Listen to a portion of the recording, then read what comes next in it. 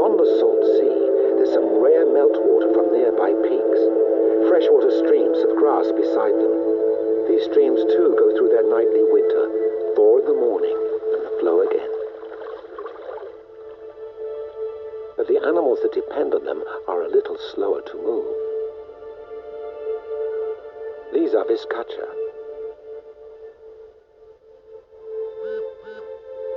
Although they look like rabbits, they're actually more like giant mice. While they get their warmth back in their bones, they sit like monks, muttering incantations to the sun.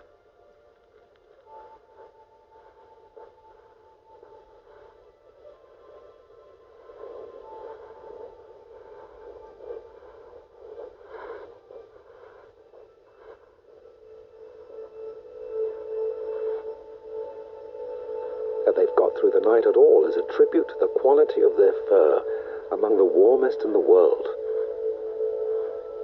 Fortunately for them, it molts all the time and is useless to the fur trade.